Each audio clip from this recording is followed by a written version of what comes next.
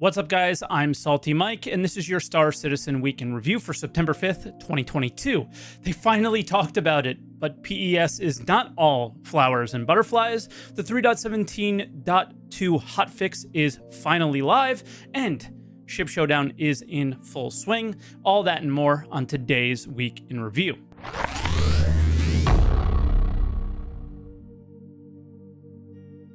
And as always, if this is your first Star Citizen Week in Review, this is where I take all of the official news coming out of CIG and pile it into one video and share some of my opinions on them as well. I also live stream on Twitch, twitch.tv/SaltEMike, every day but Monday, so I can get this video out to you guys. And I have a second channel, SaltEMike 2, where I do a lot of live reactions to whatever's going on and some Star Citizen community videos as well. So if you guys want to check that out, feel free to do so. But we do have a little bit to get through this week, so let's jump into that 3.17.2 hotfix.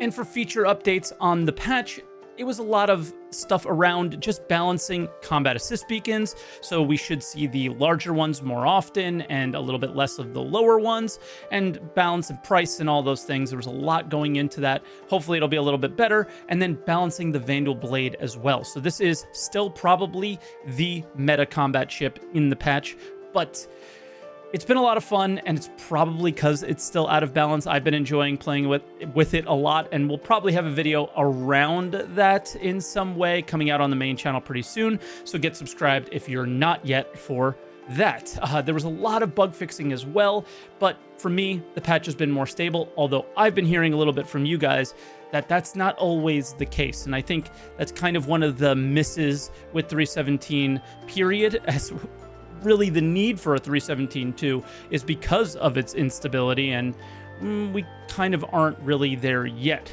But that's it.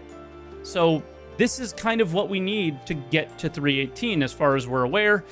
This is it. This is the patch we're going to be playing with. If it's boring, it's boring. If it's fun, it's fun. Let me know what you guys think about it. Let me know what you guys are doing to kind of keep yourselves interested while we wait for 3.18. on the PTU or live, and let me know if you're bored, what games you're playing, what you guys are up to. Leave a comment down below and let me know what you guys think.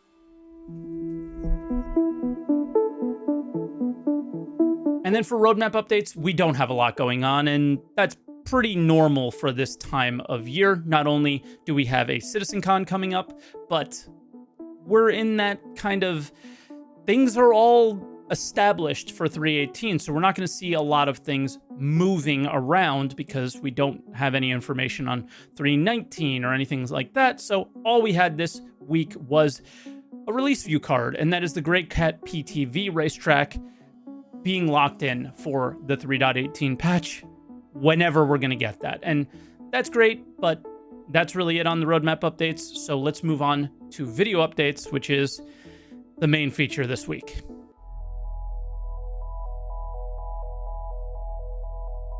This week, we got Inside Star Citizen Persistence Existence, and they start out explaining what PES, or Persistent Entity Streaming, is. And if you don't know by now, it's persistence. It's if I leave something on the ground and come back, it should be there. If a server crashes, when I get back in a server, I should be there, right? That is what this is. It is a very foundational piece of tech.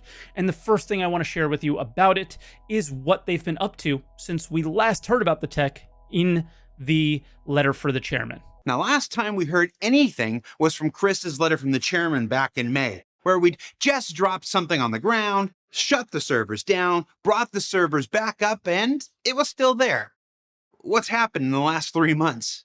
Well, so the team, which is a fairly large team at this point, has been working really hard to get our first stage delivery to what we call game dev, which is our main branch. What that means is we've moved from a prototypical work branch into what everybody in the company is using to develop the game. And so that's the big achievement, is now the technology is in the game dev branch. So everybody is using it in day-to-day, day in, day out testing. So I left that little dig at the beginning, which seems like a dig, at least from Jared. And yeah, this is big. Getting it into game dev means a lot. If we look back at iCache, I don't believe this ever was in game dev. So this is moving along. It's happening. It's a thing. There's more to it that we'll discuss later in this video, but this is important and this is big information for them to share with us. So they hit that milestone of making it into game dev, but what's important is what's next. We still don't have it in our hands, right? So right now on the technology side, we're in bug fixing mode, right? And identifying the elements that are left that are still, rough around the edges. So I don't want to call it polish. It's really bug fixing, bug testing, stabilization. Stabilization is the right word. That's what we're doing right now. So it's feature parity and making sure everything works the way it should. On the other side, there's a new team that's kicking in work, which is deployment teams, right? So this is taking the technology that we have working on a game dev build and locally and basically breaking it up into a lot of small services that run in the cloud. So the operationalization of the technology, that's what we're really focusing on now. So yes, clearly now is all about stabilizing it and getting it to us. Now, where the letter for the chairman really failed at its communication was that kind of sounded like it would happen post Evocati, not pre-Evocati.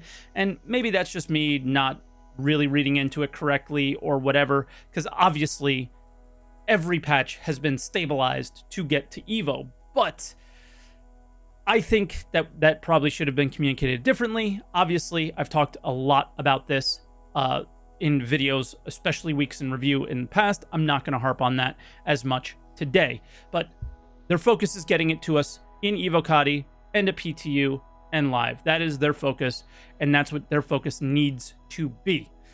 This next one, though, scares me. Now we're trying to scale it out to the cloud, see, how many users we're kicking in there, the weight of the entities, how many entities we end up having in the databases, can they reload fast enough, testing all of the facets of the assumptions that we had, but really getting this technology ready to be deployed for players to play on. iCache didn't work because it didn't scale. That's how they communicated to us at CitizenCon. That's how they've communicated to us in the letter for the chairman. It sounds possible that this all still fails because they're trying to figure out if it scales. Maybe, I don't think iCache was ever on the game dev branch, as I said before, so this seems much further along, much more possible, but at the same time, I still have those same fears that I have had before. What do you guys think? Leave a comment down below. And the last thing we'll end with is something positive. We have a bunch of new tools that we're also working in the last stretch here to allow game support to help players that have issues. Character repair is something that we're starting to work on. Mind the word here is not character reset, but character repair, which is something that we can now do that we could not do before. So that will allow us to not, just destroy people's inventories and items, but really go and fix one issue so that they can keep playing. So I think a lot of wipes and issues that we've had in the past is because we couldn't fix players' accounts. So this being a thing with the PES and with all the work that they're doing now is important, is a big deal, and is worth noting. Let me know what you guys think on this one, but this seems quite big to me. So hopefully it avoids wipes. Hopefully it avoids the need for certain patches in the future, and we'll have to see what goes on there. Star Citizen Live, we did not get this week because Jared had no voice. And again, everything that was said about PES could have been shared months ago. I'm glad we have the information now. This video was really good. It shared a lot of what's going on. It was fairly open. And at the end, they weren't willing to give a date. That's healthy. For me, this is short-term pain for long-term gain. I just hope I'm right, that at some point we'll gain something from this experience.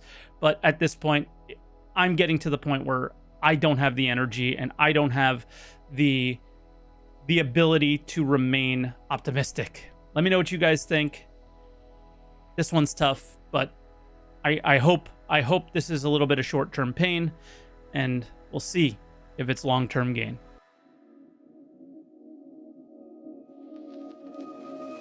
And then lastly, for other updates, it's quite short this week. We'll start out with a sneak peek, which we didn't get last week. Drake Corsair seems like a weapon mount to me. What do you guys think it is? Then ship Showdown. It's officially begun. The bracket is set. And I've said before, I don't really participate in this much. I don't think I've voted for a single thing yet, but best of luck on your ships for the event. I hope you guys have fun and keep it civil. All the details on the event will be in the description down below. And then lastly, a Galatapedia update.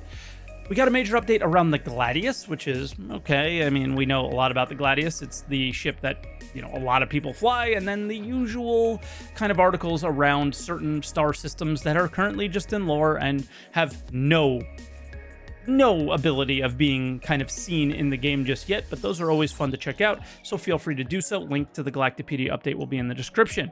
Thank you so much for watching, as always, this week, guys. I enjoyed making this video. I hope you guys enjoyed consuming it. If you did, make sure you leave a like, a comment, and do subscribe to the channel. All that stuff really helps. Thank you. We hit 19K subscribers this week. Kind of a big deal for me. For somebody who all I do is talk about the game, I haven't done your traditional kind of growth format for Star Citizen content creation on YouTube, and things are going great. So I just want to say thank you to everyone who support me. If you guys want to go above and beyond, there is a membership button. You can click join down below. There's a number of tiers. I don't do anything special for that. That's if you want to go above and beyond, and that's it. And thank you for the ones that have. So guys, thanks again for watching. That's it for this week. Hopefully we have a chunkier update next week.